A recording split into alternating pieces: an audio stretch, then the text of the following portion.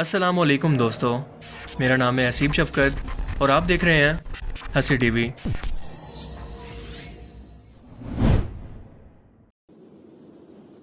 مغربی دنیا میں ایک بار پھر سے فریڈم آف ایکسپریشن کا سہارا لیتے ہوئے احتجاجاً قرآن پاک کو آگ لگا دی گئی ہے،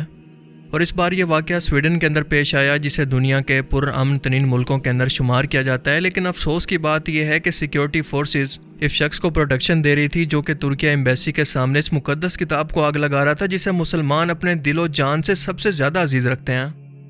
اور اس کی وجہ یہ تھی کہ ترکیہ نے سویڈن کی نیٹو کے اندر شمولیت کے خلاف ووٹ دیا، اور دوسرا، مسلمانوں کو سویڈن کے اندر پناہ اور امیگریشن کیوں دی جا رہی ہے؟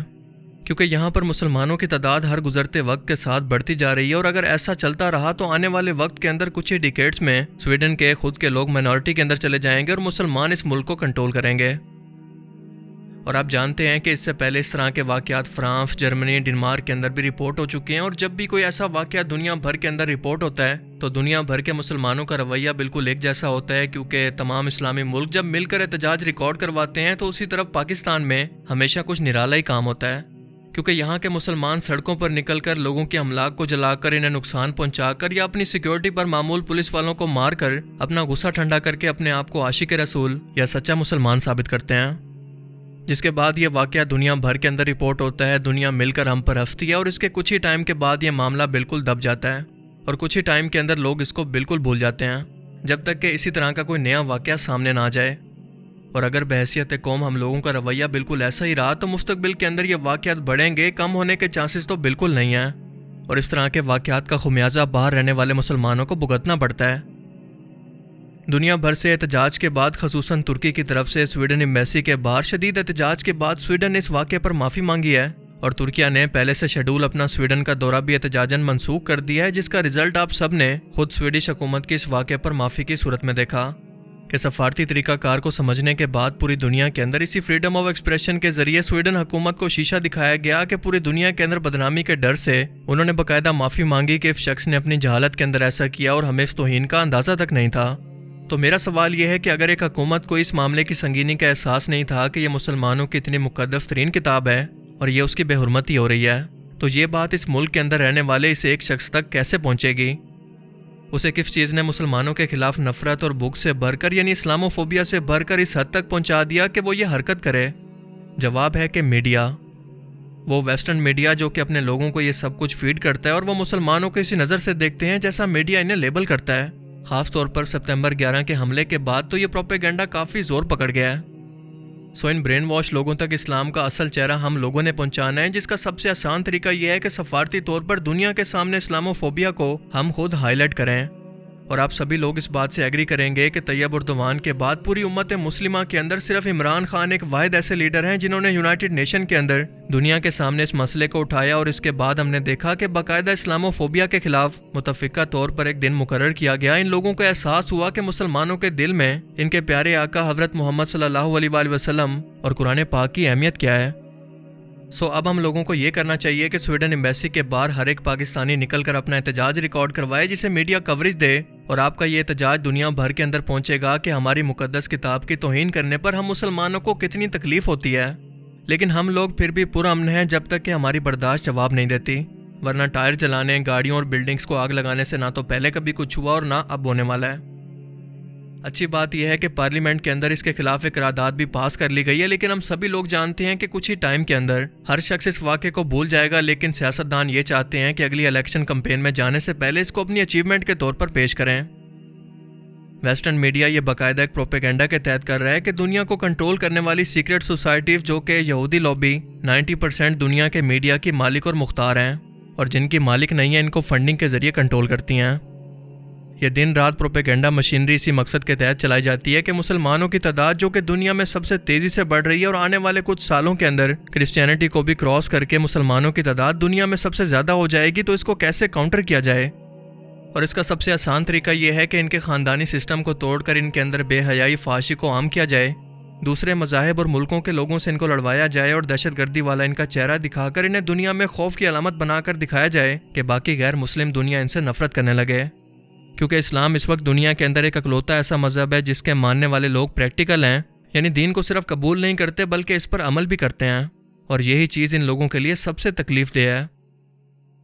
جیسا کہ ہم نے حال ہی میں قطر کے اندر دیکھا کہ جب فیفا ورلڈ کپ ہوسٹنگ کے لیے قطر کو چنا گیا تو اس وقت سے لے کر آخر تک یعنی ورلڈ کپ کے اختتام پر عالمی میڈیا نے قطر کو طرح طرح کی کنٹروورسیز کے اندر پھنسائے رکھا۔ عرب کے مسلمانوں کو ہر طرح سے بیک ورڈ اور تنگ ذہنیت کا ثابت کرنے کی کوشش کی، صرف اس لیے کہ وہ ہم جنس پرستی، شراب، مرد اور عورت کے لباس اور فحاشی کو لے کر اپنے قانون کے معاملے میں سخت ہیں۔ اور اس کے ساتھ ساتھ اسلام کا اصل چہرہ اس ایونٹ کے ذریعے پوری دنیا کے غیر مسلموں کے سامنے پیش کر رہے ہیں، اور ظاہر ہے کہ اس پر ویسٹرن میڈیا کی چیخیں تو بنتی ہیں کیونکہ ان کے آقا اس بات سے بالکل بھی خوش نہیں تھے۔ آپ جانتے ہیں کہ پتھر ہمیشہ پھلدار درخت کو ہی مارے جاتے ہیں، سوکھے درخت کو کوئی کچھ نہیں کہتا۔ اسی لیے ہمیشہ ویسٹرن دنیا کے اندر آپ کو احتجاج کے دوران قرآن پاک کے علاوہ نہ تو انجیل، نہ تو رات، نہ ہی سکھوں اور نہ ہی ہندوؤں کی مقدس کتاب یعنی ویداس کو لے کر اس طرح کا احتجاج دیکھنے کو ملے گا، جو کہ ہونا بھی نہیں چاہیے، کیونکہ دنیا کے ہر ایک مذاہب اور ان کی تعلیمات ہم مسلمانوں کے لیے قابل احترام ہیں۔ لیکن آپ خود سوچ کر دیکھیں کہ اس طرح کے احتجاج کے دوران ہر بار مسلمانوں کی مقدس کتاب قرآن پاک کو ہی یوں ٹارگٹ کرنے کا کیا مقصد ہے؟ یہ سب کچھ بلا وجہ نہیں ہوتا، بلکہ اس کے پیچھے ایک پورا پلان اور پوری ایک سوچ موجود ہے، کیونکہ ان لوگوں کو اسلام سے نفرت میڈیا کے ذریعے خود سے فیڈ کی گئی ہے۔ یہ برین واش لوگ ہیں جنہیں ایجوکیٹ کرنا ہمارا کام ہے۔ ہم نے انہیں بتانا ہے کہ اسلام امن کا دین ہے، کیونکہ ہمارے پیارے آقا حضرت محمد صلی اللہ علیہ وآلہ وسلم نے ایمان لانے کے بعد ان کافروں کو بھی معاف کر دیا جو ایک وقت میں ان کی جان کے دشمن تھے۔ فتح مکہ کے موقع پر بھی جو لوگ اسلام نہیں لائے تھے ان کو بھی معافی دے دی، کیونکہ وہ یہ سب کچھ اپنی جہالت کے اندر کر رہے تھے اور میدان جنگ میں نہیں تھے۔ مگر ہم لوگ جنہوں نے اسلام کا اصل چہرہ دنیا تک پہنچانا تھا، ہم لوگ خود تو فرقہ واریت کی لعنت کا شکار ہو چکے ہیں، تو ان لوگوں کو دین کون پہنچائے گا؟ لیکن جہاں تک قرآن پاک کی بے حرمتی کی بات ہے تو اس کا ہر مسلمان کو دلی دکھ اور تکلیف ہے، لیکن اس کے ساتھ ساتھ اللہ نے خود اس کتاب کی حفاظت کا ذمہ لیا ہے۔ دنیا کی کوئی بھی طاقت اس کو نہیں مٹا سکتی،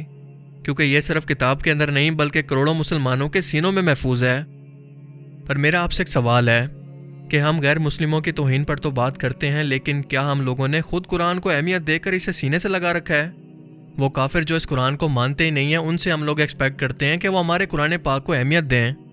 اگر یہ لوگ قرآن پاک کو جلاتے ہیں تو ہمیں احتجاجاً کرنا تو یہ چاہیے تھا کہ ہم ترجمے کے ساتھ قرآن پاک کو مزید پڑھنا شروع کر دیتے، اس کا مطلب بھی غیر مسلموں کو خود سے سمجھاتے۔ یہ چیز ان لوگوں کے لیے زیادہ تکلیف دہ تھی۔